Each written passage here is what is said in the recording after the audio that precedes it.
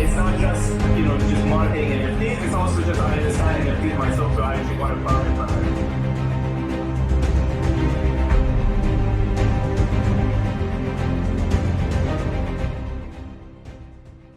Hey, how's it going? Welcome back to the XT Cast. This is your host with the most, Markose. And today I got a pretty cool friend all the way from the cool, beautiful weather in Vancouver, Canada. Right now in Dubai, it is freaking hot. It's humid. But thank goodness in Dubai, we got some advanced ACs. So I can wear the suit, jacket in the office and not sweat like crazy. So, hey, Arvin, is good to have you here at the XT Cast. Welcome, sir.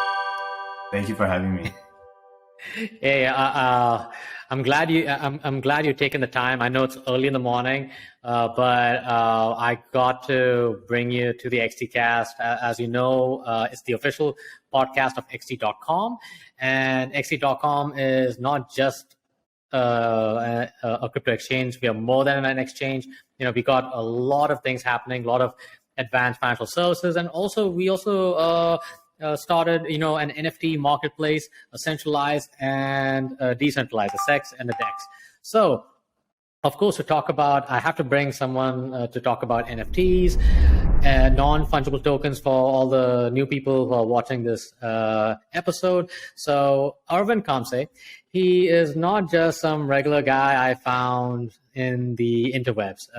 This guy has helped artists and brands to launch and sell out their NFTs, and he has a long history when it comes to marketing, and also he has worked with big corporates in Canada, and I would say like in North America in general. But he also has made a strong foundation, a name in the NFT space, and he has worked on almost 400 NFT projects and more. So, and plus he also has if I remember correctly, the company he owns and founded is called Sold Out NFTs, and two of the largest NFT projects to date he's worked which are amazing successes: Women of Crypto and San Vegas Casino Club. So I have to bring this guy in. So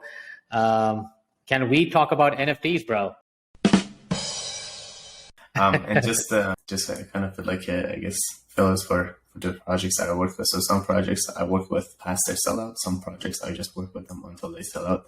And past that, I don't really know, what's happening too much about them. Mm-hmm. Yeah, I have definitely worked with 400 plus NFT projects, and I continue to work with lots of them. All right, cool. Yeah. So before we just dive into NFTs, actually, I would love for you to share your origin story. How did you get into crypto and the blockchain and also NFTs? And yeah, and then let's kind of like free flow in this conversation. Good. Yeah, so back in 2016, 17-ish, really good friend of mine, Nick, he sold everything he had and he bought a lot of Bitcoins. And that kind of raised my eyebrows on like, okay, what on earth is Bitcoins and what is cryptocurrencies? It was also very interesting because he was just so bullish about cryptos. This guy was like working a 9 to 5, and then he sold his car. He spent all his saving, and he was just so passionate about it. I was just thinking like he's either crazy or there's definitely something in there. And then just so happened to be like there was obviously something in there. About a few years later, so I learned about crypto, and I just like kind of just look into it, and not heavily investing in it at all, but and then up until about 2021, where I sold out a collection of one of one with an Italian artist, and all right. I realized like everything I've done up until that point, and I was still working with public companies for the investor relationship marketing at that point. I realized everything I've done with them it was transferable into the NFT marketing. And then, so I put up literally like a post on a bunch of socials and said, hey, this is something I will do. Like, I just sold out a collection, and I can help out with NFT marketing if anyone needs it. I didn't think much of it, but then I had so many people reached out just because the experience I had in paid advertising. You know, I was managing like $500K a month paid advertising for public companies. Right. And then also, you know, I worked with some cool startups and some cool public companies. And so lots of people came in, and, you know, we had actually a lot of sellouts as well. Now, this is 2021. 2022, having lots of sellouts is not a thing. But back in 2021, obviously, it was just the best time. And then everything we were doing, like, almost we were selling out. And so that was my beginning. And then, you know, I've actually gotten to see like how the NFT marketing, the NFT, the NFT industry as a whole has changed since 2021. And, you know, now like Q1, Q2 of 2022. You know, because the last time I talked to you, you know, on my personal podcast, the Cryptocosm. So, I mean, to me, it was really enlightening for me, like to understand the world of NFTs, like, because I wasn't like, you know, deep dive into it, but I would kind of like, you know, watch it from a distance. But I guess in terms of the way, what you mentioned, the way you know, people are marketing NFTs, I think it's totally changed now, right? I think, you know, there's way more competition. I guess the question I actually really want to ask you is like, has the quality of NFTs has risen up quite a bit, like, or are we, you know, just seeing a lot of, you know, like pixelated pictures and stuff? It's interesting because about, I want to say November 20. So just kind of give a timeline context for people. So October 2021, that's when Mark Zuckerberg created a video talking about metaverse, right? So that started that conversation on a lot larger level about metaverse and then also NFTs. And then November 2021, that's when Facebook or Meta, they opened up their advertising platform for NFTs. Then I want to say end of November, maybe beginning of December, that's when the search inquiries, the number of search inquiries for NFTs actually surpassed cryptocurrencies, which has been around, you know, since almost like 2009. And so, which is very interesting, right? So all of a sudden, there's just a lot more attention to NFTs.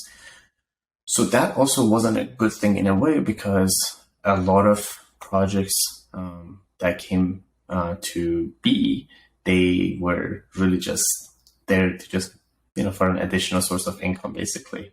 Not really, you know, they didn't have any, I guess, juice like in the utility. It was just a lot of, copycats of each other, whether it be names, so obviously like the derivatives of, you know, good projects, but whether it be the names, the art, the utilities, everything was just very similar. And this is somewhere around like December. And then it went on until January, I want to say. And then by February, we started just kind of seeing like way too many projects coming out. So it was like, at some point, it was 500 projects a day that were just entering the market. Wait, what? Yeah. Fuck. Yeah. Okay. Whoa. Okay. Sorry, I apologize. That threw me off. I'm so sorry. Yeah. That's a lot. Yeah. And then, which is like, I think a big portion of it was people in e-commerce. They realized they're like, wait, we know how to run ads. We know how to create landing pages. We can make a good copy. And then we'll just get someone from Fiverr or Upwork. Just, you know, create some 10,000 NFTs. And then we get an assistant to do some of these admin work. And then this will be just like an additional, like, it's literally just like another like product. We'll just like launch, right? And so I think there was Wow. that. And then there were a lot of people who were just like never on the internet, but then they were like, wait, look, everyone's making millions of dollars. Why aren't we doing this? And they were right. Like there were a lot of people making millions of dollars. So then a lot of people got in for the wrong reasons, basically. And they didn't have a way to actually delivering on their roadmaps. They didn't even think about it. Like it was so bad where I was talking to a lot of people now. So at this point, utility and delivering on promises is an actual conversation. Back then, it was more just like, hey, how soon can we sell out? Like that's all we were talking about, right? Right. So then the result of that was a lot of projects didn't actually deliver on their promises. So the NFT community, the Web3 community became very jaded. And so including myself, like, I've been dropped a few times. And so there's I guess the sentiment of the market that changed from like trusting it so much to not trusting it at all, which is like the state kind of right now.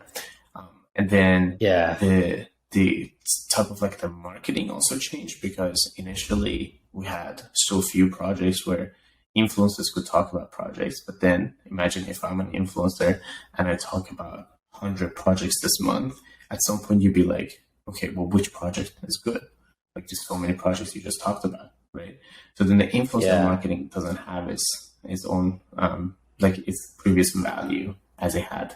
And so things have started changing, right? So, and very rapidly too. And of course, all the way until Luna crash happened, and then the crypto dropped. And then a lot of NFT projects were just went down with it. Like it's just like the not necessarily, like they were using the specific, they were like on Ethereum or Solana, but it's still like everything together, they just went down.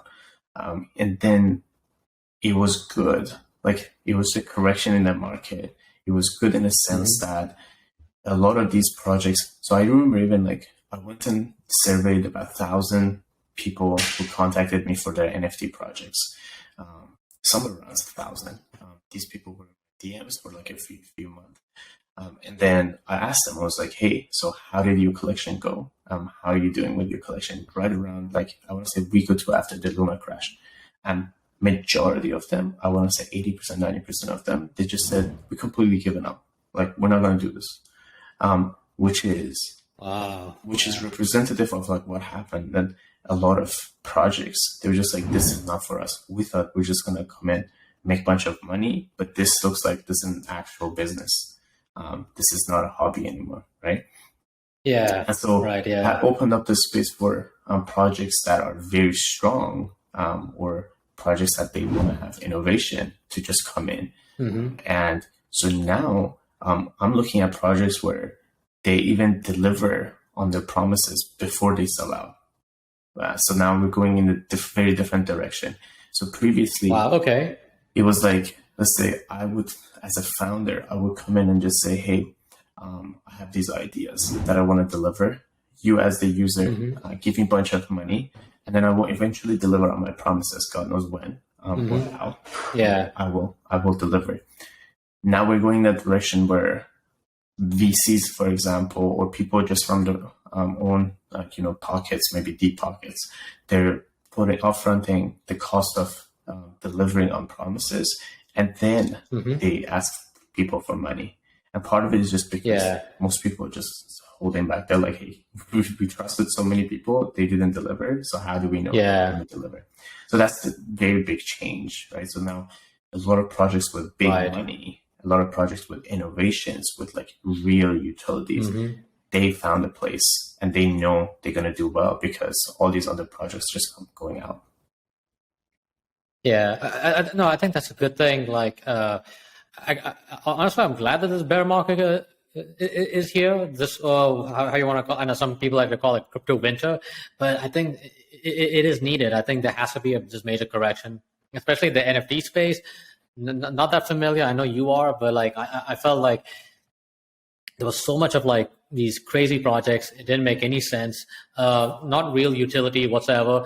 I think, the weak hands or crooked hands, has been flushed out. But I think personally for me, this bear market is actually the best time to have like real tech, real projects, real development, and like real value. And I can see like NFTs can make a comeback, but it'll be transformed. It's going to be stronger, better teams, better projects, real value. So I'm kind of curious to ask you, in this, usually in the bear market, the best tech will always come. Usually they come out from the bear market. So, last year we got the Bored Ape Yacht Clubs, right? Do you think we can see another project or projects that will do much better than the Bored Ape Yacht Clubs, or is Bored Ape just an anomaly in the crypto space? Yeah, so I think the concept that if we just all accept that there's not going to be anything better, then we will never improve. And so there's definitely a need for projects to have the boldness, have the courage to become better than the best. And I'm certainly myself looking to break that, what's the norm or what's the what's been said to be the best, and obviously, Bored Apes they made a lot of money. They made a lot of they've got a really good traction, and I just think, and I really believe, projects could come in and do even better, even if it's in the bear market. Okay.